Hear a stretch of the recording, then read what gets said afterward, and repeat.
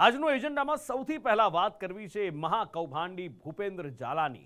6000 કરોડ રૂપિયાથી વધારેનો ખેલ કર્યો છે। કોઈ કહી રહ્યું છે કે 10,000 કરોડનો પણ આ ખેલ હોઈ શકે છે। જ્યારે ભાંડાફોડ થયો, સીઆઈડી ક્રાઇમે દરોડા પાડ્યા, ત્યારથી આ ભૂપેન્દ્ર ઝાલા ભૂગર્ભમાં ઉતરી ગયો હતો। સૌથી પહેલા એનો ભાઈ ઝડપાયો અને એના પછી 1 મહિનો 4 દિવસની સંતાકુકડી રમ્યા પછી ભૂપેન્દ્ર ઝાલા પોલીસના હાથે ઝડપાયો છે। ભૂપેન્દ્ર ઝાલા કાયદાના સકંજામાં, ઝાલાની ધરપકડ, રોકાણકારોમાં ફફડાટ, ઝાલા કરશે પોતાના પાપની કબૂલાત। રાજ્યભરમાં ચર્ચિત 6000 કરોડના કૌભાંડનો આરોપી ભૂપેન્દ્ર ઝાલાને શુક્રવારના રોજ ઝડપી પાડવામાં આવ્યો।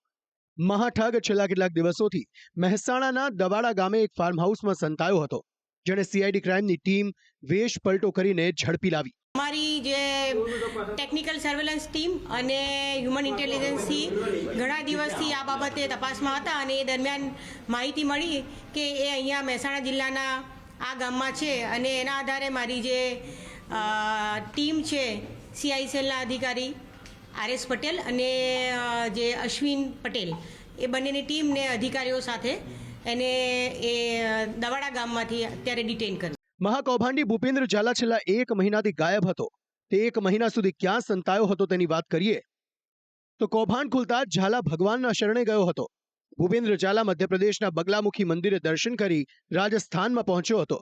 રાજસ્થાનમાં કેટલાક દિવસો રોકાયા બાદ તેને આગોતરા જામીન માટે ગુજરાત આવવાનું થયું, એટલે તે બનાસકાંઠા થઈ મહેસાણાના દવાડા ગામે પહોંચ્યો, જ્યાં સીઆઈડી ક્રાઇમે તેની ધરપકડ કરી। ઝાલા જે ફાર્મ હાઉસમાંથી ઝડપાયો ત્યાં સંદેશ ન્યૂઝ પહોંચ્યું તો માલુમ પડ્યું કે ફાર્મ હાઉસમાં ઝાલા માટે નવા ટીવી, ફ્રીજ તેમજ વાઈફાઈ સિસ્ટમની સુવિધા ઊભી કરવામાં આવી હતી। ફાર્મ હાઉસ નજીકથી કેટલીક દારૂની બોટલો પણ મળી આવી। પોન્જી સ્કીમનો મહાઠગ ભૂપેન્દ્ર ઝાલા જે ફાર્મ પરથી ઝડપાયો છે તે ફાર્મ પર અત્યારે સંદેશ ન્યૂઝ પહોંચ્યું છે। આ એક્સક્લુઝિવ દ્રશ્યો આપણે જોઈ રહ્યા છે કે આ ફાર્મની અંદર તેના આવવાના કારણે તેને અહીંયા રોકાવાનું છે, તેના કારણે તેને વાઈફાઈ સિસ્ટમ લગાવવામાં આવી હોય તેવા દ્રશ્યો અત્યારે જોવા મળી રહ્યા છે, કારણ કે સિસ્ટમ જે છે તે નવી જ હમણાં જ લગાવવામાં આવી હોય તેવા દ્રશ્યો અત્યારે હાલમાં આપણે જોવા મળી રહ્યા છે। જેટલા દિવસથી તે અહીંયા રોકાવાનો હતો તેને લઈને અહીંયા જે તેને જમવાની જે વ્યવસ્થા છે તે તમામ વસ્તુઓ અહીંયા ડીશ પરથી આપણને જોવા મળી શકે છે, અંદાજો આપણે લગાવી શકીએ છીએ કે વસ્તુઓ છે અત્યારે હાલમાં જે પ્રકારે જે ટીવી એની અંદર વસાવવામાં આવી હોય તેવા પ્રકારના દ્રશ્યો છે। અંદર નવું ટીવી છે, નવું ફ્રીજ છે, આ તમામ સિસ્ટમો અહીંયા જોવા મળી રહી છે। 2 બેડ જે છે તે અહીંયા જોવા મળી રહ્યા છે। ભૂપેન્દ્રસિંહ ઝાલા છે અહીંયા પહોંચ્યો, તેને અહીંયા રોકાવાનું હતું તેવી સમગ્ર જે કહી શકાય સિસ્ટમો અહીંયા વસાવવામાં આવી છે। એક નવા બી બેડ અહીંયા આપણને જોવા મળી રહ્યો છે, જે પ્રકારે આ ફાર્મ ઉપર અહીંયા એક નવા બી બેડ બનાવવામાં આવ્યો છે। દારૂની બોટલો આપણને અહીંયા જોવા મળી રહી છે, તેને જોતા આ સ્થિતિ અને દ્રશ્યો એક્સક્લુઝિવ જે સંદેશ ન્યૂઝ પર તમે જોઈ રહ્યા છે, તે જોતા એવું લાગી રહ્યું છે કે અહીંયા રાત્રિ દરમિયાન નાઇટ પાર્ટીઓ જે છે તે પણ થતી હોઈ શકે છે, કારણ કે જે પ્રકારે તેણે આ સમગ્ર દિવસ સુધી રોકાયો છે, કેવી રીતે રોકાયો છે, કોના સાથે તેઓ રોકાયો હતો, તેની સાથે કેટલા લોકો હતા, તે તમામ વિગતો હજુ પણ અકબંધ છે। વોન્ટેડ આરોપી ભૂપેન્દ્ર ઝાલાને દવાડાના ફાર્મ હાઉસમાં શરણ આપનાર કિરણસિંહ ચૌહાણની પણ પોલીસે અટકાયત કરી છે। તપાસમાં માલુમ પડ્યું છે કે કિરણસિંહને નેતા બનવાના અભરખા હતા, જે ભવાની સેના ગુજરાતનો અધ્યક્ષ છે। મહાકૌભાંડી ભૂપેન્દ્ર ઝાલાએ અંદાજે 400 કરોડથી વધુના વ્યવહારો હોવાની કબૂલાત આપી છે। જો કે આંકડા હજી વધવાની શક્યતાઓ છે, પરંતુ પોલીસ તપાસમાં ઝાલા સહકાર ન આપતો હોવાની માહિતી મળી છે। હાલ પોલીસે ભૂપેન્દ્ર ઝાલાને કોર્ટમાં રજૂ કરી તેના રિમાન્ડ મેળવ્યા છે। તમામ તપાસ બાકી, આમ સમગ્ર રીતે તપાસ જોતા 14 દિવસના રિમાન્ડની માંગણી કરેલી। નામદાર કોર્ટે બંને પક્ષકારોને સાંભળી આવતા શનિવાર 4 વાગ્યા સુધીના રિમાન્ડ આપેલા છે, પણ કઈ જગ્યાએ છુપાયેલા, કોણે મદદ કરી, એ તપાસનો વિષય છે। બીજી બાજુ સીઆઈડી ક્રાઇમ રોકાણકારોને ફરિયાદ માટે આગળ આવવા અપીલ કરી રહી છે। અરજદારો જે પણ વ્યક્તિઓ સાથે બીઝેડ કંપની દ્વારા ચીટિંગ થયું હોય તેઓને મારી મીડિયાના માધ્યમથી અપીલ છે કે તેઓ ઈઓડબ્લ્યુની જે ગાંધીનગરમાં ઓફિસ આવી છે ત્યાં આવીને પોતાની રજૂઆત, પોતાની અરજી, પોતાની ફરિયાદ કરી શકે છે। અપીલ બાદ આજે ભોગ બનનાર એક પરિવાર ગાંધીનગર સીઆઈડી ક્રાઇમની ઓફિસે પહોંચ્યું હતું, પરંતુ ગાંધીનગર ખાતે મીડિયાના કેમેરા જોઈ ફરિયાદી ગભરાઈ ગયા હતા। ફરિયાદીએ મીડિયા સાથે કોઈ વાતચીત કરી નહોતી, જોકે હવે અન્ય રોકાણકારો પણ ફરિયાદ કરવા આગળ આવશે તેવું લાગી રહ્યું છે। આ બધા વચ્ચે બીઝેડ ગ્રુપના એજન્ટો અને મળતિયાઓ ફરિયાદી પર દબાણ લાવતા હોવાનું પણ સામે આવ્યું છે। સાબરકાંઠાના વડાલીના નિવૃત્ત શિક્ષક કમલેશ ચૌહાણે ફરિયાદ કરી છે કે સીઆઈડી ક્રાઇમમાં કરેલી ફરિયાદ મુદ્દે મને એજન્ટો દબાણ કરી રહ્યા છે।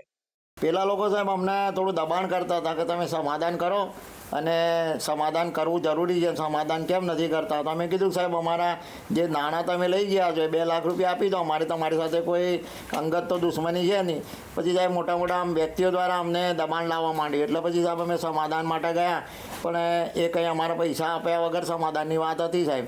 એને એ જે અમને જે બોલાવતા તે થોડા બહુ અમને એમ લાગ્યું કે કદાચ આપણા ઉપર કંઈક ભવિષ્યમાં કંઈક આપણા ઉપર કંઈક કરે, એટલા માટે સાહેબ મેં CID સાહેબ SP સાહેબને ફોન કર્યો કે સાહેબ મેં અરજી આપી છે પણ આ તો કંઈ કાર્યવાહી થતી નથી સાહેબ, અને કદાચ મારું કંઈ થઈ જાય તો સાહેબ મને કંઈ થાય તો જવાબદાર આ લોકોને ગણજો સાહેબ, કે હું તો ગરીબ માણસ છું ને આ લોકો બધા થોડા પૈસા પાત્ર ને આગળ પડતા રાજકારણી જેવા માણસો સાહેબ.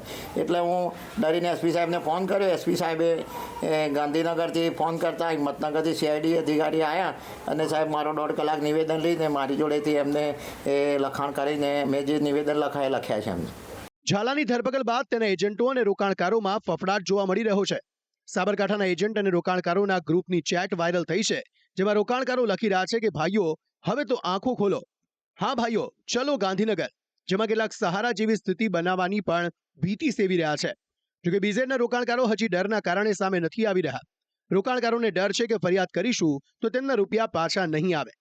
ભૂપેન્દ્ર ઝાલાના કારણે રોકાણકારોના જીવ તો તાળવે ચોંટ્યા છે, સાથે BZ ગ્લોબલ એજ્યુકેશન કેમ્પસના શિક્ષકો અને કર્મચારીઓ પણ કફોડી સ્થિતિમાં મુકાયા છે. ઝાલાના બેંક એકાઉન્ટ ફ્રીઝ થતા 350થી વધુ શિક્ષકો અને કર્મચારીઓને 2 મહિનાથી પગાર નથી ચૂકવાયો. કેટલાક ટાઈમથી CID ક્રાઇમ અહીં આવી રહી છે અને શ્રી ભૂપેન્દ્રસિંહ ઝાલા સરનું એકાઉન્ટ સ્વિચ થઈ ગયું છે, તો તેને સરકારશ્રીને વિનંતી છે કે તે એકાઉન્ટ ઓપન કરે, જેથી મારા જેવા કેટલાક સ્ટાફ મિત્રોને ઘર ચલાવવામાં જે પ્રોબ્લેમ થાય છે એ ના થાય અને કેટલાક બાળકોનું ભવિષ્ય પણ ના બગડે. કારણ કે અમને રેગ્યુલર સેલરી મળશે તો અમે રિઝાઇન નહીં મૂકી શકીએ, કારણ કે જો વધારે ટાઈમથી સેલરી નહીં મળે તો ઘર ચલાવવામાં પ્રોબ્લેમ થાય છે, આવવા જવામાં પણ પ્રોબ્લેમ થાય છે, જેથી કરીને અમે સ્કૂલ આવી શકીએ અને એને રિઝાઇન મૂકવા માટે મજબૂર થઈએ છીએ. જેથી સરકારશ્રીને વિનંતી છે કે આ એકાઉન્ટ ઓપન કરે અને ફરીથી અમારા જેવા સ્ટાફ અહીંયા જ રહે. અને આમ BZમાં રોકાણ કરનારા તેમજ BZ સાથે કોઈના કોઈ રીતે જોડાયેલા લોકોની હાલત કફોડી બની છે. જોકે હવે મહાકૌભાંડી ઝાલા પોલીસની ગિરફ્તમાં આવી ગયો છે, ત્યારે ઝાલાએ કેટલા રૂપિયાનું કૌભાંડ કર્યું છે, લોકો પાસેથી કેટલા રૂપિયા પડાવ્યા છે અને આ પડાવેલ રૂપિયા ક્યાં છે, તેનું ક્યાં રોકાણ કર્યું છે અથવા તે ક્યાં વાપર્યા છે, જેવા મહત્વના મુદ્દે ખુલાસા થશે. બ્યુરો રિપોર્ટ, સંદેશ ન્યૂઝ. ગુજરાત નકલીનું હબ બન્યું છે. એક પણ વસ્તુ એવી અહીંયા નહીં હોય કે જ્યાં ભેળસેળ ના થતી હોય, અને એક પણ વસ્તુ એવી ના હોય જેનું નકલી ના મળતું હોય. હવે ઘીમાં થતી ભેળસેળ લોકોના આરોગ્ય માટે જોખમી બની ગઈ છે. વડવાઓ કહેતા દેવું કરો ઘી પીવો, પણ આજે તો સાવચેત રહીને ઘી ખરીદો. હવે વાત એ મિલાવટની જે તમારા આરોગ્ય માટે ખૂબ જોખમી છે. નકલી ઘીનો વેપલો રાજ્યમાં દિવસે ને દિવસે વધતો જઈ રહ્યો છે. આજે ફરી સુરતથી નકલી ઘીનો જથ્થો ઝડપાયો છે. સુરત કામરેજથી નકલી ઘી બનાવતી ફેક્ટરી ઝડપાઈ છે. કામરેજના કઠોરના માનસરોવર રેસિડેન્સી ફ્લેટમાં કારખાનું ચાલતું હતું, જે બ્રાન્ડેડ કંપની જેવા નકલી ઘીના ડબ્બા તૈયાર કરીને વેચતા હતા. પોલીસે આ કારખાનામાંથી 108 ડબ્બા અને 38 ખાલી ટીન સાથે 1 લાખથી પણ વધુનો મુદ્દામાલ જપ્ત કર્યો છે. Mansarovar building number A7 room number 408માંથી સુમુલ ડેરી જેવા આબેહૂબ પેકિંગ ધરાવતા નકલી ઘીના ટોટલ 108 ભરેલા ટીન તથા 38 ખાલી ટીન, પૂઠા, તે ટીન પેકિંગ કરવા માટેનું મશીન, ખાખી બોક્સ તથા અન્ય સામાન મળીને ટોટલ કુલ 1 લાખ રૂપિયાનો મુદ્દામાલ. તો નકલી ઘી પકડવાની આ કોઈ પહેલી ઘટના નથી. થોડા દિવસ પહેલા નકલીના હબ બનેલા મહેસાણામાં ફૂડ વિભાગે લીધેલા ઘીના નમૂના ફેલ થયાનું સામે આવ્યું છે. 12 નવેમ્બરના રોજ ફૂડ વિભાગે દરોડા પાડી 1.24 કરોડનો નકલી ઘીનો જથ્થો જપ્ત કર્યો હતો, જે નકલી હોવાનું ખુલવા પામ્યું છે. તે પહેલા 13 ડિસેમ્બરના રોજ પાટણ સિદ્ધપુર GIDCની ફેક્ટરીમાં ઘીમાં ભેળસેળનો ખુલાસો થયો હતો. 4 મહિના બાદ આવેલા તપાસના રિપોર્ટમાં ઘીના નમૂના ફેલ થયાનું સામે આવ્યું હતું. શરીર માટે ઘી જેટલું ફાયદાકારક છે, તેનાથી વધારે નકલી ઘી નુકસાનકારક. આ નકલી ઘીના સેવનની તમારા આરોગ્ય પર શું ખરાબ અસર પડી શકે તેની વાત કરીએ તો સ્ત્રીઓ સેવન કરે તો ગર્ભપાત થઈ શકે, હાર્ટ સંબંધી સમસ્યાઓ વધી શકે, બ્લડ સર્ક્યુલેશન ગંભીર રીતે ખરાબ થઈ શકે, સ્ટ્રોકની સમસ્યા થઈ શકે, લાંબા ગાળાની ગંભીર બીમારી થવાની પણ શક્યતા રહેલી છે. રાજ્યમાં નકલીનો રાફડો ફાટ્યો છે એવી કોઈ ચીજ વસ્તુ નથી જે ગુજરાતમાં નકલી ન મળતી હોય.